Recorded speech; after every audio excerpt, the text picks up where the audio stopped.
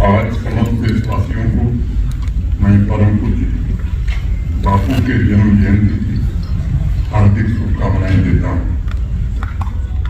आज गांधी जी के पदचिन्हों पर ही चलने वाले भारत के पूर्व प्रधानमंत्री स्वर्गीय श्री लाल बहादुर शास्त्री जी की भी जन्म जयंती है। मैं उन्हें भी आदरपूर्वक नमन करता हूँ। आज सेवा पर्व का समापन भी हो रहा है, मैं उस पर भी बातें कहूंगा। पहले मैं सेवा के प्रति बापू के निष्ठा की एक छोटी कहानी से अपनी बात शुरू करना चाहता हूँ।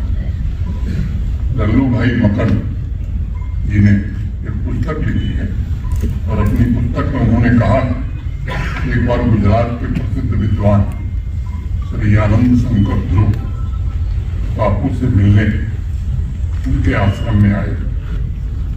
उन्होंने देखा कि बापू पत्थर की चक्की के पास बैठ करके अनाज पीसने का काम कर रहे थे।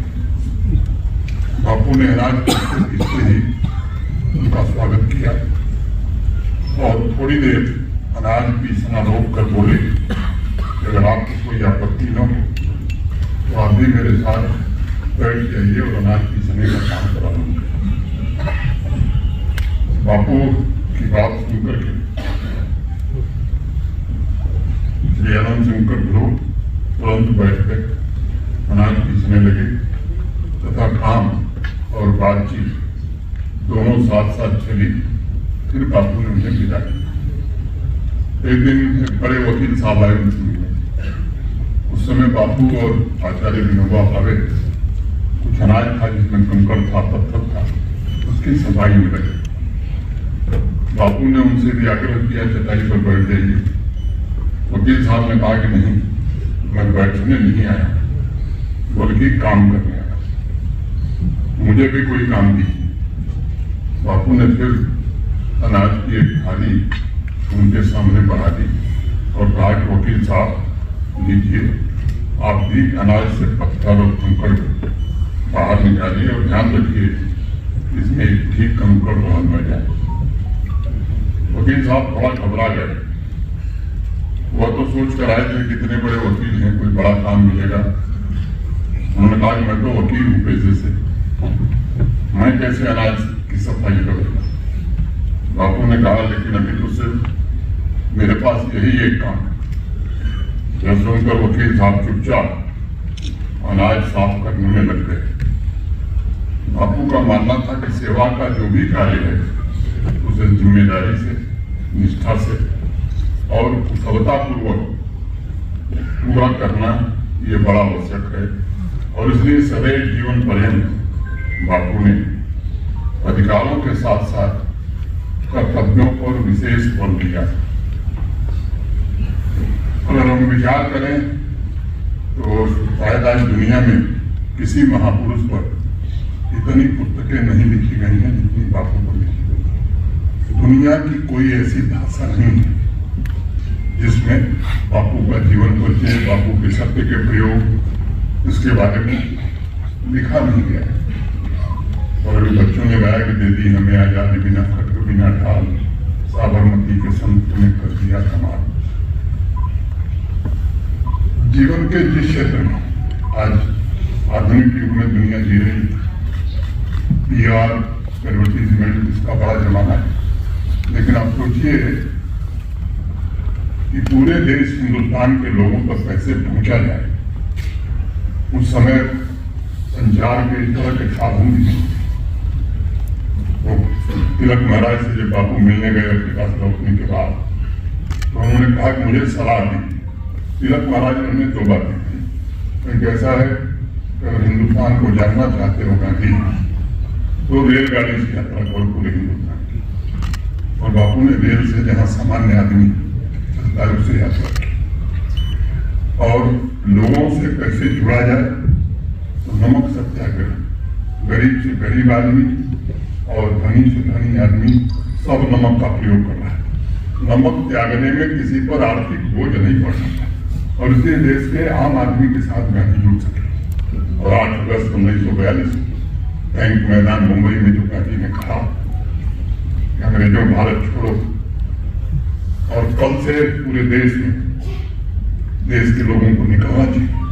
9 अगस्त को पूरे हिंदुस्तान के कोने कोने, क्या वकील, क्या अध्यापक, क्या विद्यार्थी, क्या किसान, क्या मजदूर, सब लोग सड़क पर पहुंच गए।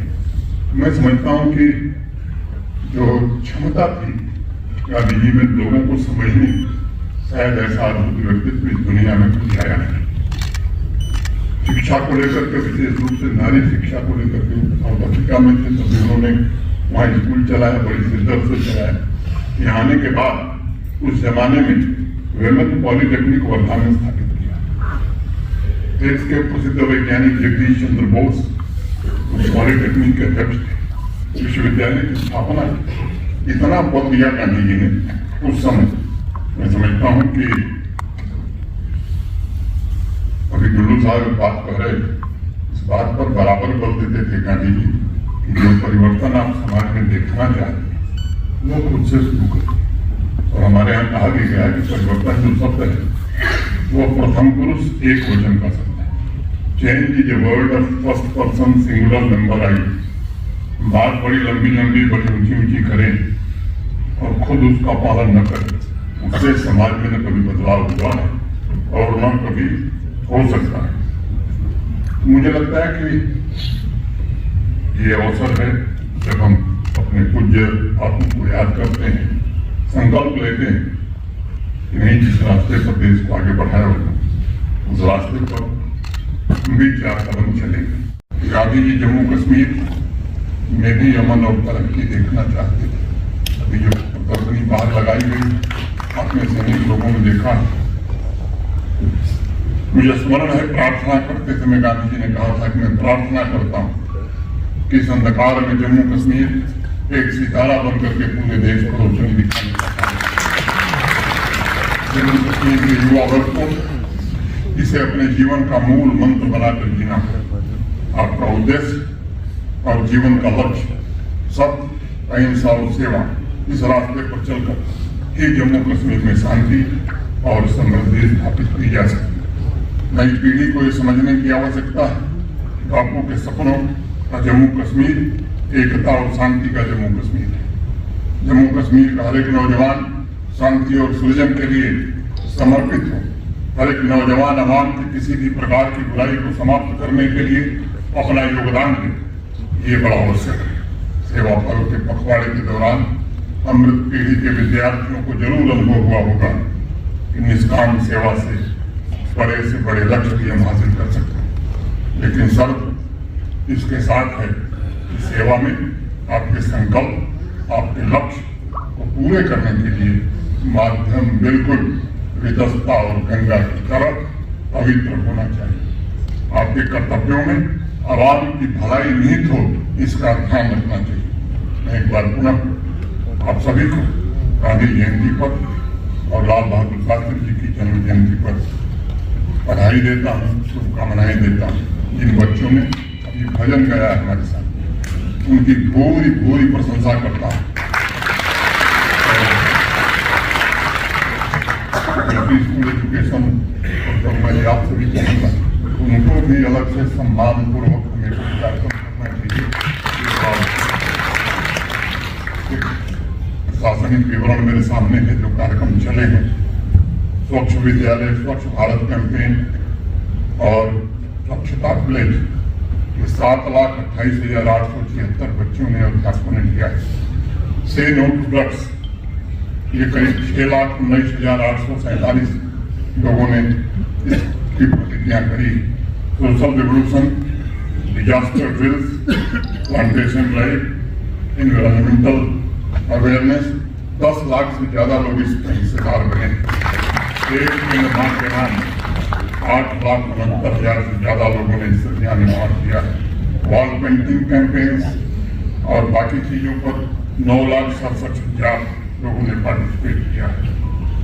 एसे and slogan writing, spirit of seva, slogan इंडिजी competition, school beautiful drive, donation drive, special health checkup, nutrition and awareness session, drug de addiction, 8,94,000 से ज्यादा बच्चों ने भाग लिया। Drug de addiction special health checkup 9,64,000। अगर कुल संख्या में देखें तो मोटे तौर पर 78 लाख से ज्यादा बच्चों और अध्यापकों और नागरिकों ने इस पूरे अभियान में हिस्सा लिया है।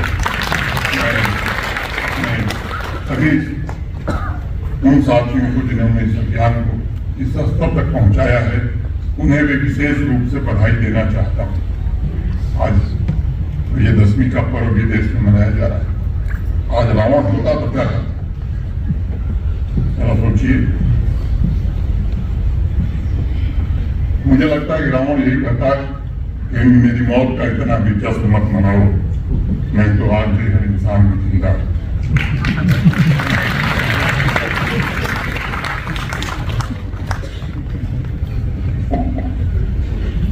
मुझे लगता है ये भी संकल्प हमें करने की जरूरत है कि जो रावण हमारे अंदर बचा हुआ है उसे भी आज शाम को हम दहन करके विजयदशमी का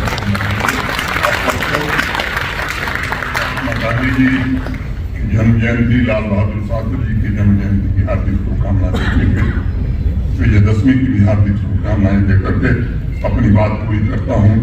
जय हिंद, जय भारत, जय भारत।